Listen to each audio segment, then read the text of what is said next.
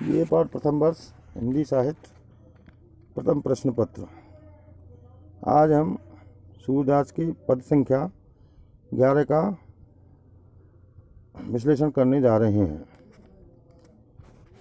देखिए, अद्भुत एक अनूप बाग, जुगल कमल पर गज पर क्रीडत, ता पर सिंह करत अनुराग, हरि पर सरवर सर पर गिरिवर, गिर पर फूले कंज पराग, रुचिर कपोत बसत ता ऊपर अमृत फल लाग, फल पर पुहुप पर पल्लव, ता पर सुख पिक मृद मदकाग, खंजन धनुष चंद्रमा ऊपर, ता ऊपर एक मणिधर नाग, अंग अंग प्रति और छवि, उपमा ता को करत न त्याग, सूरदास प्रभु पियो सुधारस, मानो अधरन के बड़ भाग। प्रस्तुत पंक्तियों में सूरदास जी ने राधा के शरीर के विविध अंगों के उपमानों को ध्यान में रखकर एक अनुपम बाग का सांग रूप प्रस्तुत किया है। कवि वर्णन करते हुए कहते हैं कि राधा का शरीर अद्भुत एक अनुपम बाग, एक आश्चर्यजनक अद्वितीय बाग है, जहाँ जुगल कमल पर गज पर क्रीडत, ता पर सिंह करत अनुराग। दो कमलों पर हाथी क्रीड़ा कर रहा है, उसके ऊपर शेर अपना अनुराग व्यक्त कर रहा है। और हरि पर सरवर, सर पर गिरिवर, गिर पर फूले कंज पराग। शेर के ऊपर सरोवर है, सरोवर पर पर्वत है और उस पर कमल जो हैं खिले हुए हैं और उन पर सुंदर कबूतर निवास करता है। रुचिर कपोत बसत ता ऊपर अमृत फल लाग। उसके ऊपर सुंदर कबूतर निवास करता है, उसके ऊपर अमृत फल परवल लगा है। यहाँ अमृत फल का नाम दिया है परवल। अमृत फल लाग, फल पर पुहुप पर पल्लव, ता पर सुख पिक मृद मदकाग। फल पर फूल लगे हुए हैं, फूल पर पत्ते और उनके ऊपर तोता कोयल आदि हैं, और उनके ऊपर की ओर भी खंजन धनुष चंद्रमा ऊपर, ता ऊपर एक मणिधर नाग। खंजन पक्षी, धनुष चंद्रमा है, उसके ऊपर की ओर भी मणिधर नाग है। अंग अंग प्रति और छवि, उपमा ता को करत न त्याग। कवि कहता है कि राधा के एक एक अंग की शोभा कुछ और ही है, जिनके लिए उपमा की गई है। और अंत में सूरदास जी कहते हैं कि सूरदास प्रभु पियो सुधारस, मानव अधरन के बड़ भाग। कहते हैं कि ऐसे अद्भुत बाग राधा के अमृत रस का प्रभु कृष्ण के ने पान किया हो, उनके अधर बड़े भाग्यशाली हैं। दूर सूर ने राधा के पैरों से लेकर क्रमशः ऊपर के अंगों के लिए उपमान प्रस्तुत किए हैं। नीचे दो पैर कमल हैं, जंघाएं हाथी, कमर शेर है, नाभि सरोवर है, नाभि के पास पेट की बलय पर्वत हैं, स्तन कमल हैं, गर्दन कपोत हैं, ऊपर लाल होठ हैं। वाणी के लिए कोयल, नाक के लिए तोता का प्रयोग किया है। नेत्र खंजन हैं, भौहें धनुष हैं, बिंदी चंद्रमा और चोटी नाग है। तो इस प्रकार का एक सुंदर चित्रण राधिका का कवि सूरदास जी के द्वारा किया गया है। कवि ने विभिन्न अंगों के लिए उपयुक्त उपमान जुटाकर कल्पना शक्ति का परिचय दिया है। इस पद के भीतर रूप का अतिशयोक्ति अलंकार का यहाँ बहुत ही सुंदर वर्णन मिलता है और चित्रात्मक शैली जो है वो अपनाई गई है। 12वां पद है, संदेशो देव की सो कहियो, हो तो धाई तिहारे सुत की महा मया करत ही रहियो, यद्यपि टेव तुम जानती उनकी, तऊ मोहि कही आवे। प्रात होत मेरे लाल लड़ई ते, माखन रोटी भावई।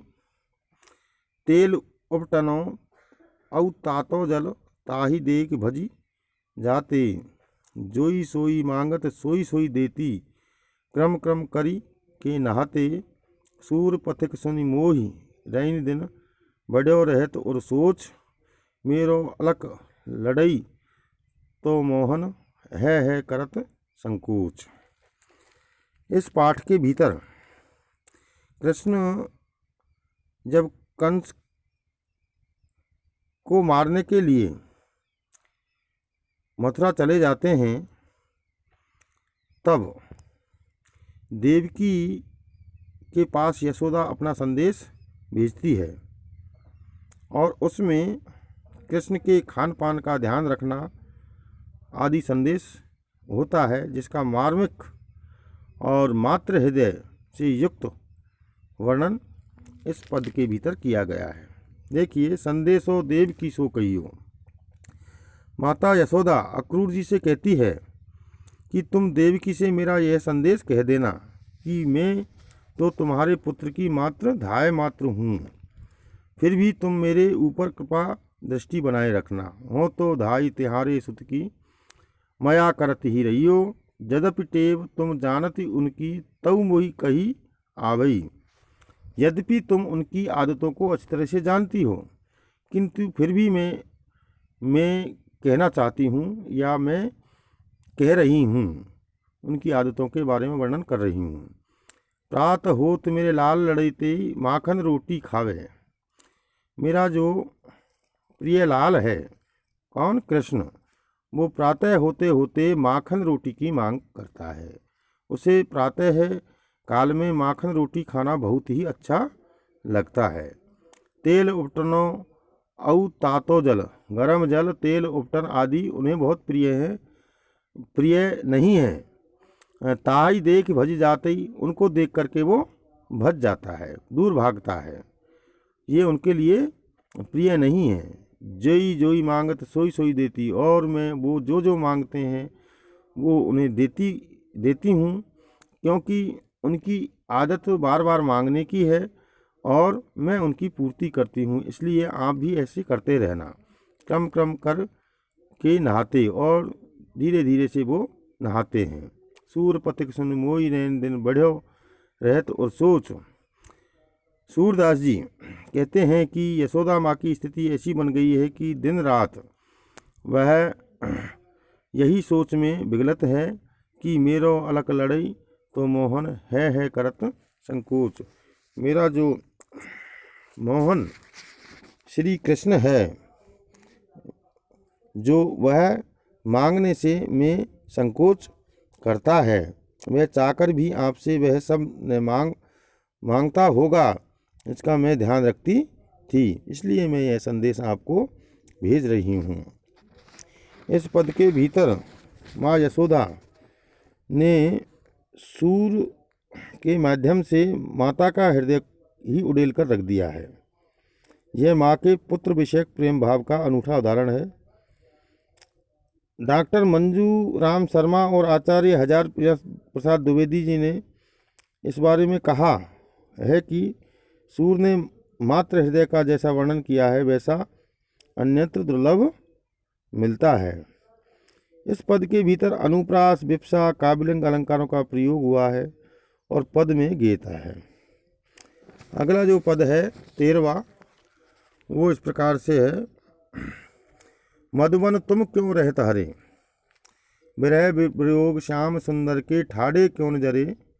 मोहन बेनु बजावत द्रुमतर, शाखा टेक खरे।